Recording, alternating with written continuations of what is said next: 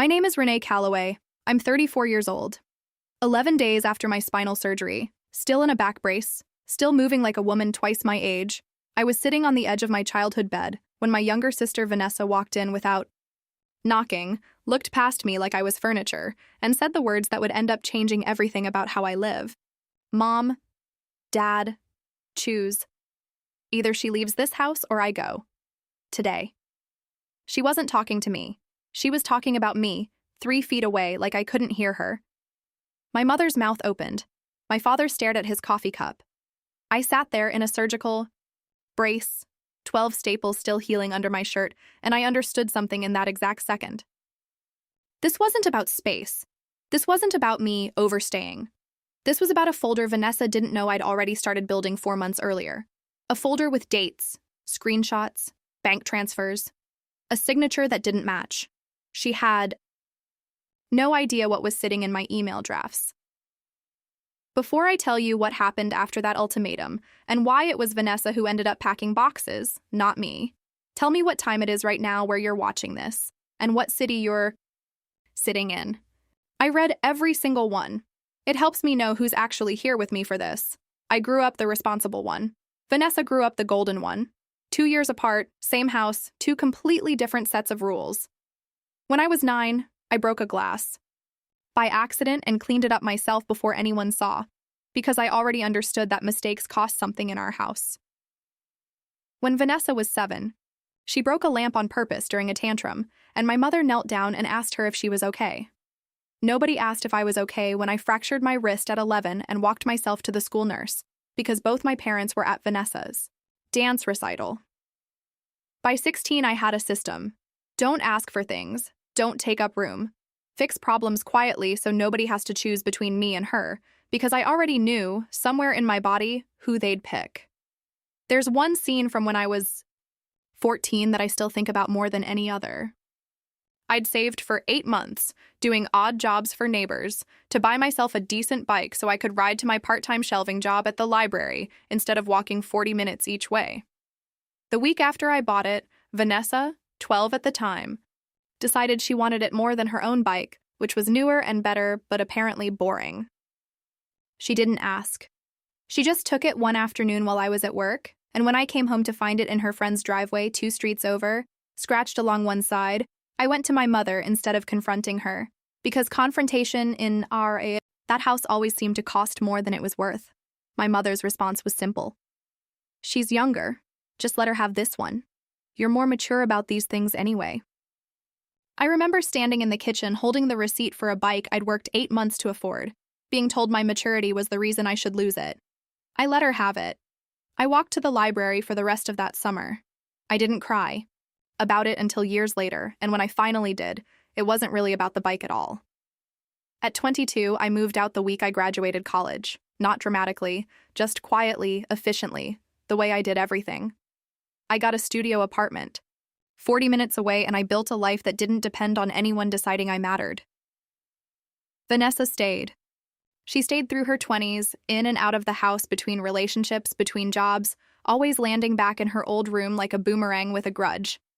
Every time I visited, the pattern repeated. She'd raise her voice, I'd lower mine. She'd cry. I'd apologize for things I hadn't done, just to stop the tension in the room. My mother would sigh with relief when I backed down, like I'd done my job. My father would go back to his newspaper like nothing happened. I called it keeping the peace. Looking back now, I know what it actually was. It was training. Every time I surrendered, I taught them that I would. Then, this year, everything happened. Fast. In February, I herniated 2 discs in my lower back lifting a client file box at work. I'm a project coordinator for a mid-sized logistics firm, nothing glamorous, but steady. By April, physical therapy wasn't enough, and my surgeon scheduled a spinal fusion for late May. I lived alone. I had no partner, no kids, and a recovery plan that required someone nearby for the first 3 to 4 weeks. Help getting up, help with meals, help just existing while my body relearned how to move. I called my mother in April. I didn't want to ask. I hated asking, but my body left me no choice. Of course you can stay with us, she said. It's your home too, sweetheart. Vanessa was living there at the time, 29, between apartments again, just for a few months, for the Third year running. I moved into my old bedroom on May 19th, 2 days after surgery, barely able to sit upright in the car. My father carried my bag in. My mother made soup. For 4 days, it felt almost normal. Almost kind. On day 5, Vanessa came home from a weekend trip and found her childhood room invaded by my recovery equipment. A wedge pillow, a walker, a small shelf of medications with times written on masking tape. She didn't say anything that night. She just went quiet in a way I recognized. I'd seen that quiet before. It always came right before the storm. 9 days after my surgery, I overheard her on the phone in the hallway, voice pitched low but not low enough. She's basically moved in, like indefinitely. Mom's turned into her personal nurse. Nobody even asked me if I was okay with this. I lay in bed and felt something shift in my chest. Not anger yet, just clarity. A door quietly closing somewhere inside me. That was the moment I opened a blank note on my phone and typed a single line. Start documenting. Everything. Starting now, I didn't know yet what I was documenting for. I just knew, after 34 years, that I was done being the one who bent. The next 11 days, I watched more carefully than I ever had. Not out of paranoia, out of pattern recognition. I'd spent my whole life reading the temperature of that house, and I could feel this one rising. I started small. I saved the voicemail my mother left me back in April, the one where she said, word for word, "Of course you can stay, it's your home too." I forwarded it to my own email with a timestamp note. I didn't know why I needed proof of kindness. I just knew in that house kindness had a way of getting rewritten later. Then I started noticing other things. Numbers that didn't add up. On day 6 of my stay, I was going through old mail that had been forwarded to my parents' address by mistake, a habit from when I used their address for a work certification years ago. Among it was a bank statement. Not mine, my mother's joint checking account, the one she shared with my father. I wasn't snooping. It was addressed to me by clerical error, sitting on the hallway table with my name still on the envelope from an old subscription. I opened it before I registered whose it was. 4 withdrawals over 3 months, $2,000 each. Labeled. In the memo line in my mother's careful handwriting on the physical check stub kept in the drawer, V, car repair, V, deposit, V, emergency, V, MISC. $8,000 in 3 months, to a 29-year-old with no car payment I'd ever heard of and no apartment to put a deposit on because she was living at home. I didn't say anything. I took a photo of the stub, dated it, and closed the drawer. 2 days later, I needed my old birth certificate for a benefits form related to my medical leave. My mother told me it was in the fireproof box in the office closet and to just grab it myself since bending wasn't easy for me yet. Inside, that box under my birth certificate was something I wasn't looking for. A car title. My father's truck, the one he'd talked about giving to Vanessa eventually for years, already transferred, signed, dated 3 weeks before my surgery. Before I'd even asked to stay. The signature on the transfer line was my father's name. But I've watched my father sign his name for 34 years. The loop on the F was wrong, too smooth. Too consistent with itself, like someone had traced it more than once to get it right. I photographed the title. I didn't touch anything else in that box. I closed it exactly the way I found it, and went back to my room and sat very still for a long time. I want to be clear about something here because I think it matters. I wasn't looking for a way to destroy my sister. I was looking for the truth because for the first time in my life, I finally understood that the truth was the only thing that had ever actually protected me. The ultimatum came on day 11. I'd had a hard morning. My incision site was inflamed, and I'd spent an hour on the phone with my surgeon's office crying quietly into a pillow so no one would hear, because crying in that house had always been treated as a performance rather than a feeling. Vanessa came home around 11, and I heard her heels on the hardwood before I heard her voice. She didn't come to my door to check on me. She went straight to the kitchen where my parents were having coffee, and I heard her say my name the way you'd say a stain you wanted removed. I got up slowly, brace and all, and made my way to the doorway of my room, which had a clear line of sight to the kitchen table. "She's been here almost 2 weeks, Vanessa said. 2 weeks, and it's turned this whole house into a hospital. I can't even use my own bathroom because her walker's parked in front of it. I have people over sometimes. Do you know how embarrassing it is to explain a walker in the hallway?" She had major surgery, Vanessa. my mother said. But her voice had that familiar wobble, the one that always meant she was already looking for the exit ramp of this conversation. And I have a life, Vanessa said. I need my space back, my room back. This isn't fair to me. Then she turned, and I watched her see me standing in the hallway. She didn't flinch. She didn't lower her voice. If anything, she raised it, like she wanted an audience for what came next. Mom, Dad, choose. Either she leaves this house or I go. Today. My father set down his coffee cup very carefully, the way people do when they're avoiding a decision by focusing on an object. My mother looked at me, then at Vanessa, then at some point on the wall between us, like the answer might be written there. Nobody said my name. Nobody said, Vanessa, she just had surgery. Nobody said, this is her home too. 11 seconds of silence. I counted them, the way I'd once counted the seconds before every apology I'd ever forced out of my own mouth to keep this exact kind of silence from happening. And in those 11 seconds, I felt the last piece of something in me settle into place. Not rage. Something quieter and much more permanent. I didn't yell. I didn't cry, though my eyes were burning. I said one sentence, calm, even, the kind of calm that surprised even me. You don't have to choose. I'll be gone by Friday. Vanessa's face did something close to triumph. My mother's face did something close to relief. My father just nodded, like a man grateful the meeting had ended early.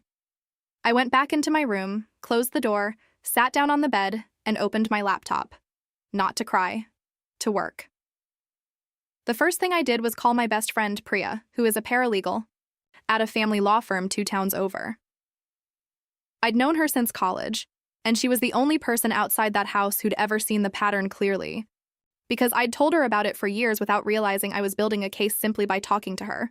I need a referral, I told her, not for divorce, for elder financial exploitation and fraud. I think my sister forged my father's signature on a vehicle title, and I think she's been taking cash withdrawals labeled as gifts that might actually be loans she has no intention of repaying, or worse. Priya didn't ask if I was sure. She asked me to send her what I had.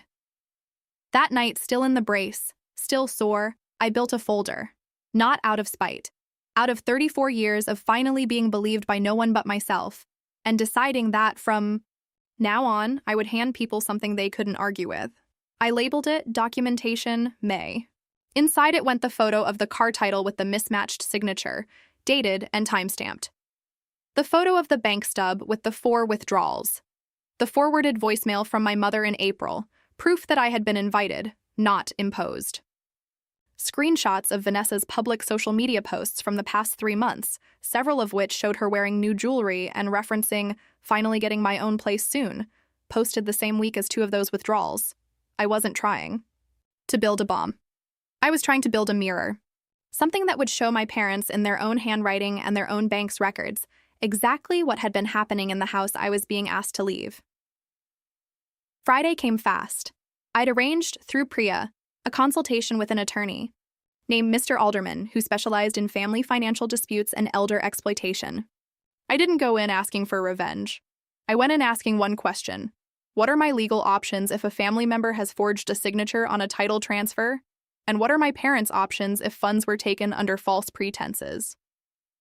He was calm, precise, the kind of professional who dealt in facts instead of feelings, which was exactly what I needed after 11 seconds of silence that had told me feelings weren't going to save me this time. He looked at the photos. He looked at the dates. He was quiet for a moment.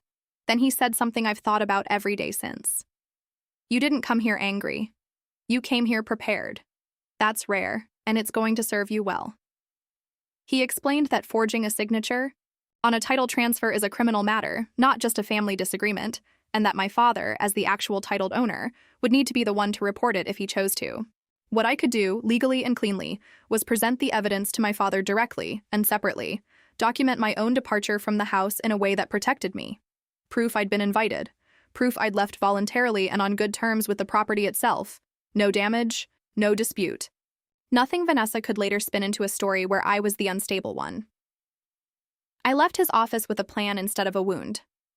That weekend, I didn't leave the house in silence, the way I once would have. I didn't sneak out early to avoid a scene, the way 16-year-old me would have arranged everything. I called my father directly, alone, without my mother or Vanessa in the room. I asked him to meet me at the kitchen table Saturday morning before anyone else woke up. He came down in his robe, confused, coffee in hand, expecting maybe an apology, maybe a goodbye. I set 2 photographs on the table. The bank stub, the car title. "I'm not doing this to hurt Vanessa," I said. "I'm doing this because you deserve to know what's actually happened in your own house before I walk out of it." He picked up the title first. I watched his face change in real time. Confusion, then a long pause, then something that looked like the floor dropping out from under a man who had spent years choosing not to look too closely at his younger daughter's choices. "That's not my signature," he said quietly. "I never signed this." "I know," I said. "I compared it to your actual signature on 3 other documents in that same box. It's close, but it's not yours." He looked at the bank stub next. $8,000, 4 withdrawals, his own wife's handwriting labeling each one a gift or an emergency, or a deposit that never turned into an apartment. He didn't say anything for almost a full minute. I let the silence sit there, unclaimed, the way mine had sat unclaimed for years in that same kitchen. "I'm leaving today," I finally said. Not because Vanessa gave an ultimatum. I was already planning to be out by Friday regardless because I've already found a short-term recovery rental near my surgeon's office, and Priya's staying with me for the first week. I'm telling you this now because you have a decision to make. That has nothing to do with me anymore. It's about your name on a title you didn't sign, and your money moving in ways you didn't authorize. I want to pause here and say something important. I never once told my father what to do. I never demanded he report anyone, disown anyone, or choose me over Vanessa the way she demanded he choose against me. I simply handed him facts and let him be an adult with them. That more than anything else in this story is the actual boundary. Not punishment, just refusing to carry the weight of decisions that were never mine to carry in the first place. I packed my things that morning with the calm efficiency I'd used my whole life to survive that house. Priya arrived at 10 with her car, and together we loaded my walker, my medications, my 2 suitcases, and the small box of paperwork I'd built over 11 days. My mother came out as I was leaving, arms crossed, eyes red, though I couldn't tell if it was from crying or from the particular exhaustion of a woman who had spent decades avoiding exactly this moment. "I hope you're happy," she said. It wasn't a question. "I'm not doing this to be happy," I said. "I'm doing this to be honest. There's a difference, and I only just learned it. Vanessa wasn't even home. She'd left early that morning for brunch with friends, already celebrating a victory she didn't know had an expiration date. I got in Priya's car, and as we pulled out of the driveway, I didn't look back at the house the way I used to when I was younger, aching for someone to run out and stop me. I just looked forward, at the road, at a version of my life that no longer required anyone's permission to exist comfortably. The recovery rental was small, clean, and quiet in a way that house had never been. For the first few days, I focused entirely on healing, physical therapy check-ins by phone, short walks around the block with my walker, meals Priya helped prepare before she went back to her own place. I didn't check my phone constantly, waiting for a family reaction the way I once would have.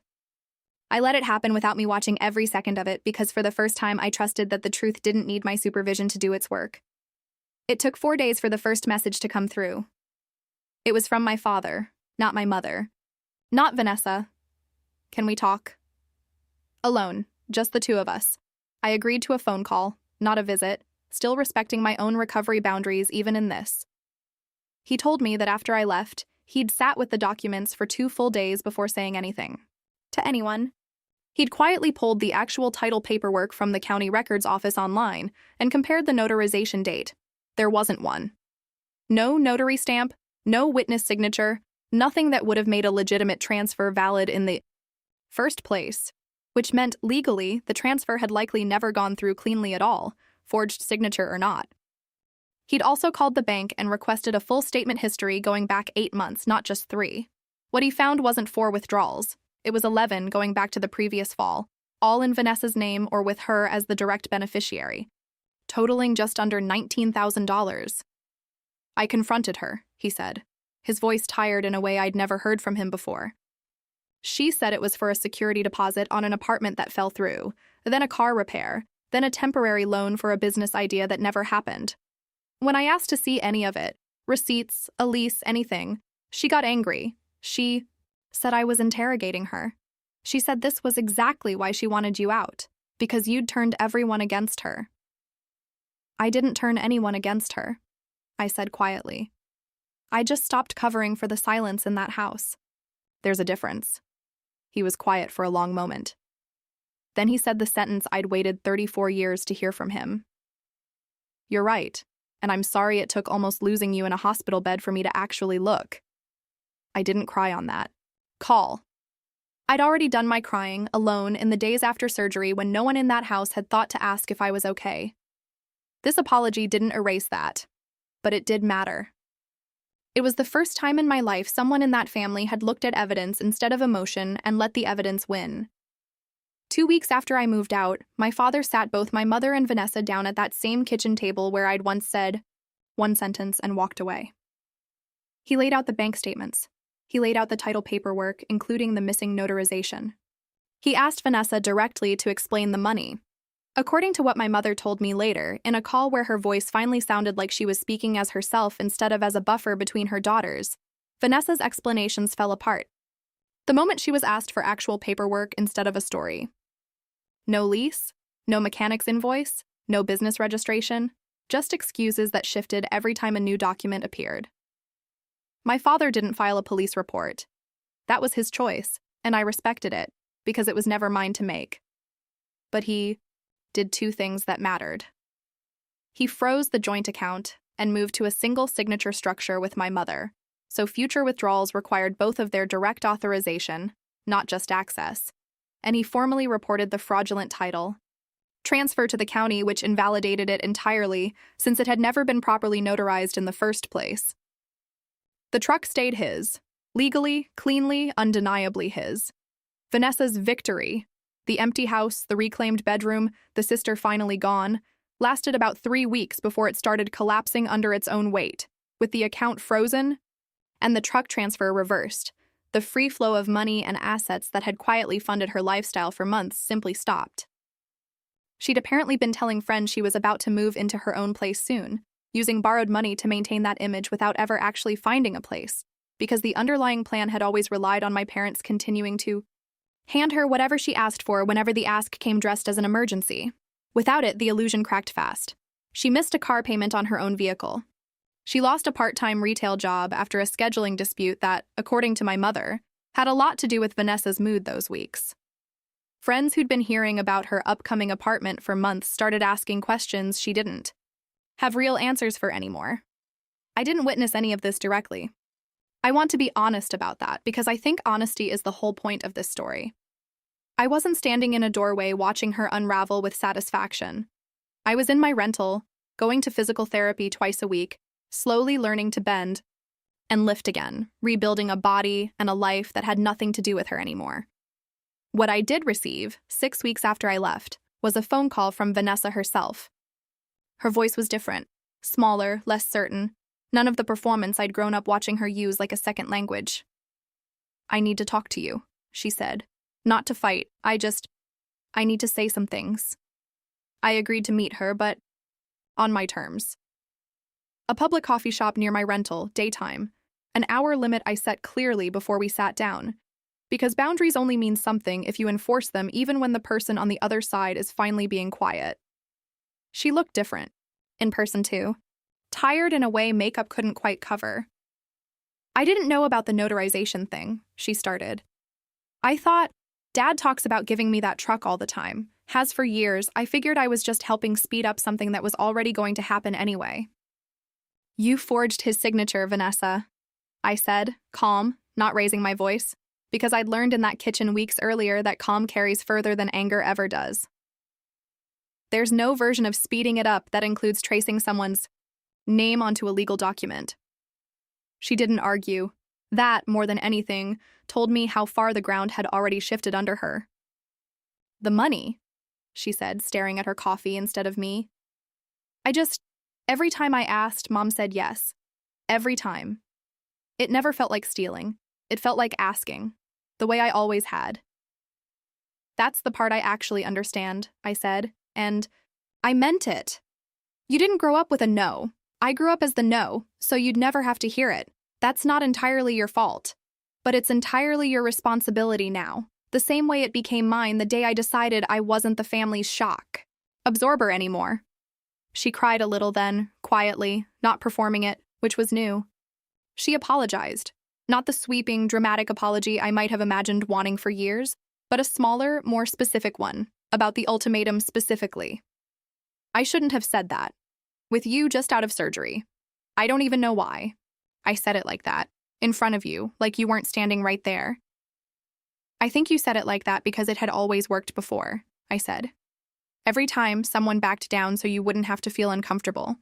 I just stopped being the one who backed down.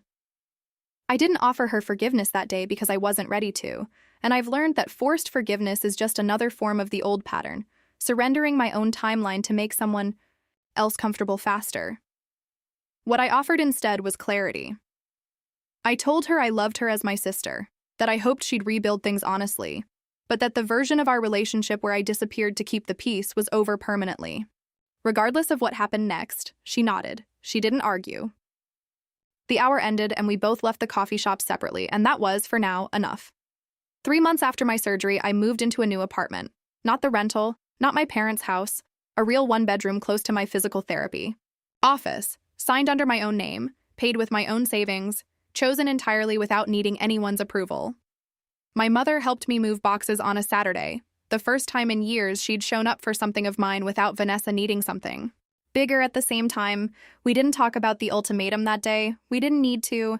The quiet, steady act of her carrying a lamp up 2 flights of stairs said more than any apology could have. My father calls me every Sunday now, a habit that started the week after that kitchen table conversation and hasn't broken since. Sometimes, we talk about nothing. Weather, a game, a recipe he's trying. Sometimes we talk about the title transfer, which stayed legally invalidated. The truck fully and cleanly his again. He never brought charges against Vanessa. That was his right to decide, and I've made peace with it because my goal was never her punishment. My goal was my own protection, and the truth, once it existed on paper, protected itself. Vanessa moved out of my parents' house 4 months after I did. Not into the apartment she'd been describing to friends for a year, but into a smaller, shared place with a roommate, funded by an actual job with actual pay stubs, the first steady one she'd held in over 2 years. I don't know if the two things are connected. I suspect they are. Sometimes losing an easy yes is the only thing that teaches a person how to build their own. As for me, my incision scar has faded to a thin silver line I barely notice anymore. My back is stronger than it's been in years. My new apartment is quiet in a way I didn't know I was allowed to want. No one's ultimatums decide where I sleep. No one's silence decides whether I'm believed. I keep that folder still, saved in 3 places, even though I've never needed to use it beyond that one kitchen table conversation. Not because I'm waiting for a reason to punish anyone, I keep it. Because it reminds me of something I want to say clearly, in case you're listening to this and recognizing pieces of your own life in it. Self-respect and revenge can look similar from the outside. Both involve consequences. Both can involve someone finally losing something they took for granted, but revenge wants someone to suffer. Self-respect just refuses to suffer quietly anymore. I never once tried to make Vanessa's life fall apart. I simply stopped holding it together with my own silence, and it turned out her life had been leaning on that silence a lot more than any of us realized. I think about that 11 seconds in the kitchen sometimes. 11 seconds where 2 parents who loved me couldn't find the words to choose me out loud. It used to be the most painful memory I owned. Now I think of it differently. It wasn't the moment I lost my family. It was the moment I finally started building a life where I'd never again need them to choose me, because I had already learned how to choose myself. So here's my question for you, and I really do want to know the answer. Not just as a viewer number, but as someone who might understand this from the inside. Have you ever had a moment, small or huge, where you finally stopped absorbing a family's silence for them? What did it cost you, and what did it give you back? Tell me in the comments. I read every single one, and some of the most healing conversations I've had this year happened in a comment section, not a courtroom. If this story meant something to you, if any part of it felt familiar, I'd be grateful if you'd like this video and subscribe to the channel. It helps these stories reach the people who need to hear that boundaries aren't cruelty, they're just honesty with consequences attached. Thank you for sitting with me through this one. I'll see you in the next story. This story is a work of fiction. Any resemblance to real people, families, or events is purely coincidental. Names, details, and circumstances have been created for storytelling purposes,